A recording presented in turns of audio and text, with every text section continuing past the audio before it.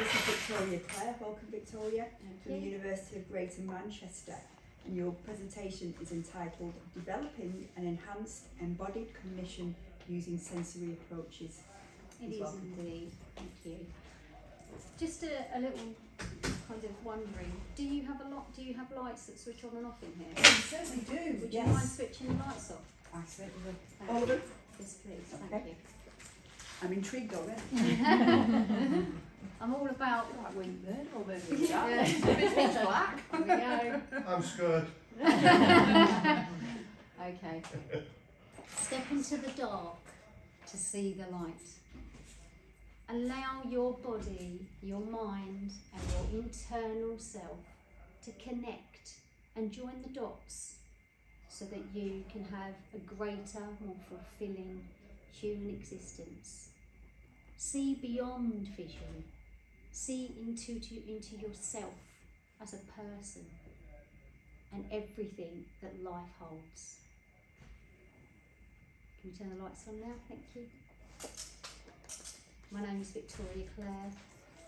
I'm a professional art practitioner in the medium of sculpture. I'm also a lecturer here at the University in Fine Arts, and I'm currently studying a PhD, which I'm astounded by, but yes I am, in professional practice, which is a retrospective look at not just my career in the creative arts, but also my progressive sight loss and the duality of those two things and how they have weaved together to bring me where I am today and actually have created my own personal post-traumatic growth. My PhD is entitled Carving a Pathway Through Blindness, an auto-ethnographical exploration of creative practice, embodied and sensorial cognition and post-traumatic growth. I intend with this PhD, and my aims and objectives are to open up a more sensorial, embodied and internal connection to self, to engage in the environment, not just with society, but through material and being through creativity. Creativity can hold so much hope to learn as a social science, as a human science, to improve the way that we engage in our world. And that is how I have done so as a blind person. I've already touched upon the post-traumatic growth, which is Tedeschi and Calhoun, which I'm studying at the moment. I also will touch upon various other literatures as we go. Slide, please, thank you. So, an enhanced embodied cognition, for me, is the way that I live. It is how I engage with the world as a blind person in a fuller, more connected way.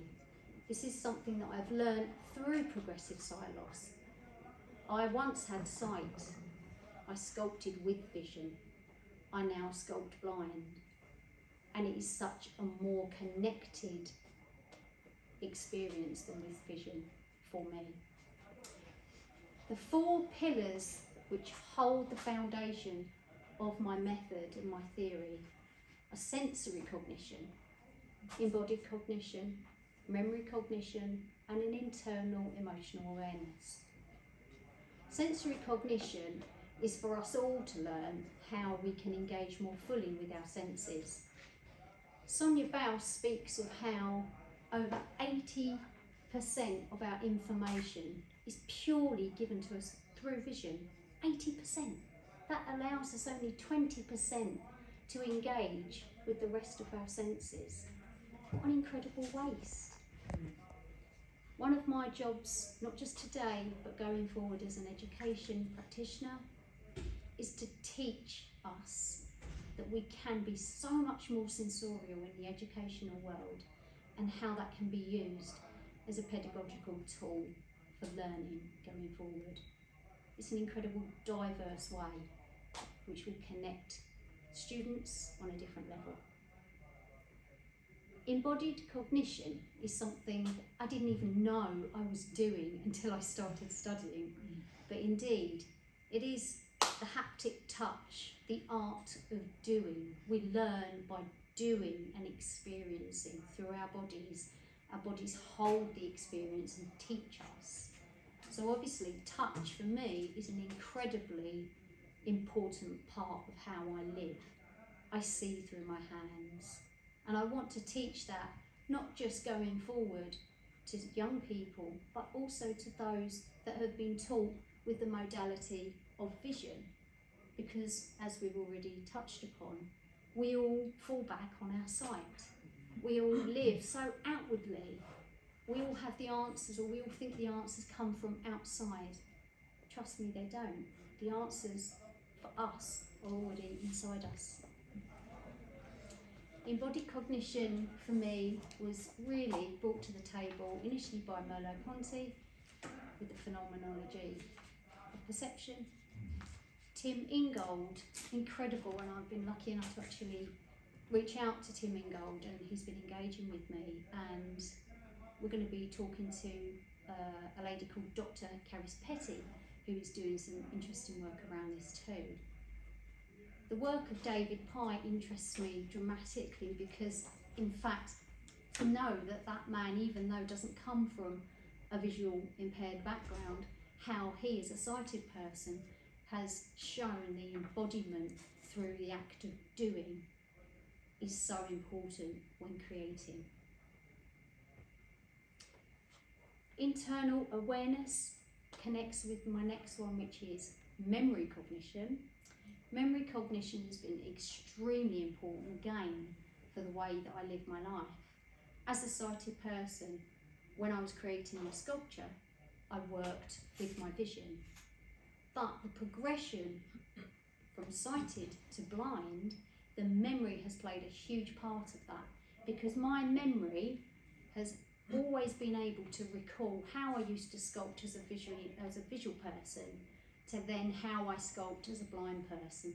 So that memory cognition has been vital for me to actually carry through and do my creative practice regardless of my visual impairment. And finally, the final pillar is internal emotional awareness. Internal emotional awareness for me is something so very deeply personal, because when I first learned how to use my mobility cane, which I have to say took me 20 years, I should have been using it 20 years prior to, once I learned how to use that cane, I found this incredible internal trust within myself that I'd never had before, because literally I was still holding on to that tiny little bit of residual vision that I still had, thinking, oh, I've got to trust that. But trust me, that was a bad call, because that was getting me all sorts of trouble, and it certainly wasn't worth trusting. But what was worth trusting was forgetting the eyesight entirely and going within and trusting that internal awareness. The internal awareness also allows us to reach, through creativity, a state of flow. Csikszentmihalyi speaks of the flow state. A wonderful, wonderful, timeless state to be in when we engage in creativity in such a hyper-focusedness where nothing else matters. Time, who we are, what we're doing, just in that present moment, engaging in that present moment is all that matters. And I believe there's lots to come from that as well. So those 4 pillars are really the method that I wish to go forward and teach. I at the moment have a workshop called Developing an Enhanced Embodied Cognition Using a Sensory Approach. Have the other slide, please, thank you. Firstly, we've got a couple of pictures there of first year students where I teach in fine arts, and I teach this particular workshop. It's very unique. It's something that isn't normal, but you know what is normal. And basically I blindfold my students. Initially there is a risk involved, which they are very aware of. It's up to them if they want to step out or step in, but most of them stay and they want to have the experience. They all sit around the table. They are asked to sit in complete contemplation, 10 minutes of silence. A little bit like the kind of very short moment that I turn the lights off there, purely to engage with their new seen situation of life, to allow themselves to go internally, to allow their sensory engagement to be heightened. After which, I then invite them to touch the lump of clay that's in front of them. One of the things that I'm trying to bring into the creative arts is to lose the importance of the product and engage with the importance of the process. So this workshop also supports that theory. I ask them to purely articulate themselves through the clay. I want them to go internally and allow those feelings, whatever those feelings may be, to come through the clay. This workshop takes about an hour. I don't rush them. If anything, I try to slow it down so that they can actually reach that flow state if they allow themselves. It's important for them to have that process as well and not be rushed, because after all, post-traumatic growth takes many years and it's hard to replicate that within an hour. After which, I invite them to remove their blindfolds, and that's when things get quite interesting. Go to the next slide, please. Thank you. They initially, there's an initial kind of laughter goes on as they look at their work, and it's nothing like they thought it was going to be, because they all had ideas in their head already preempt as to what they were actually going to create. But actually, as they allowed themselves the tactile, haptic cognition of purely doing, they could see beyond vision. That's quite a statement, isn't it? To see beyond vision. But surely that is what creativity is about. We shouldn't really have that structure and such, I guess, such an understanding that we have to do something in a very targeted, narrow perspective way. Today is all about indeed opening creativity out as an educational tool. But I think for me, it's about allowing creativity to enhance who we are as human beings. Their initial feelings are fear, isolation, overwhelmment, out of control, confusion. But as they work through those feelings and articulate those feelings through the clay, there is a noticeable shift. Just as the post-traumatic inventory discusses, the shift between resilience, purpose and strength are the three that come through the greatest. From panic, there is calm. From fear, there is trust. So this tool of education, I believe, even though it's very unique, I think it has a place, not just in education, but I think there's a place where it could be adjusted so it could fit many areas of education. For example, health, well-being, education itself, psychology, as well as all of the creative arts. I honestly believe that we as educators need to engage ourselves in this more sensorial, embodied, internal way of learning and being through our own lives, so that then we can go forward as educators and engage our students in the same manner. So finally, the outcomes, as I've said, look really interesting and exciting.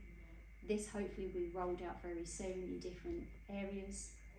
I'm also already looking at a post-PhD project which will not only just be looking at the epistemology of blindness, which Georgina Cleage speaks of in More Than Meets the Eye, but taking that one step further and going into, is there such a thing, the potential for blindness anthropology. Anthropology is a way of not just knowing, but being and doing. Thank you very much for listening.